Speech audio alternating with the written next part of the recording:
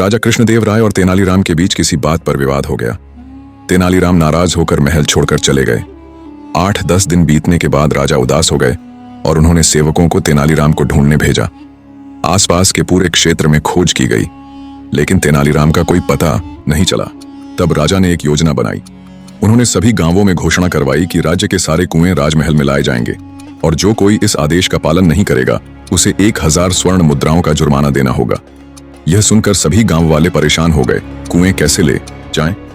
जिस गांव में तेनालीराम वेश बदल कर रह रहे थे वहां भी यह घोषणा सुनाई दी। गांव का मुखिया चिंतित हो गया। तेनालीराम समझ गए कि यह राजा की चाल है। उन्होंने मुखिया को बुलाकर कहा, मुखिया जी, चिंता मत करो, आपने मुझे अपने गांव में रहने दिया है, इसका मैं बदला चुकाऊंगा। मैं एक उपाय बताता हूं, आप अपने आसपास के सभी मुखियाओं को इकट्ठा करके राजधानी की ओर चलें। मुखिया ने तेनालीराम की बात मान ली और सभी मुखिया राजधानी की ओर चल पड़े। तेनालीराम भी उनके साथ थे। राजधानी के बाहर पहुंचकर वे एक जगह रुक गए। मुखिया ने एक आदमी को संदेश देकर राज दरबार भेजा। वह आदमी दरबार में पहुंचा और तेनालीराम की राय के अनुसार बोला, महाराज, हमारे गांव के कुएं विवाह में शामिल होने के लिए राजधानी के बाहर आकर डेरा डाले हैं।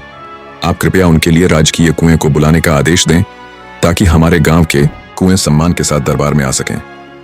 राजा तुरंत समझ गए कि यह तेनालीराम की तरकीब है। उन्होंने पूछा, सच बताओ, तुम्हें यह चाल किसने सिखाई? आदमी ने जवाब दिया, राजन, कुछ दिन पहले हमारे गांव में एक यात्री ठहरा था, उसी ने हमें यह उपाय बताया। सारी बात सुनकर राजा स्वयं रथ पर बैठकर राजधानी से बाहर आए, सम्मान पूर्वक तेनालीराम को दरबार में वापस लाए और गांव वालों को भी पुरस्कार देकर विदा किया।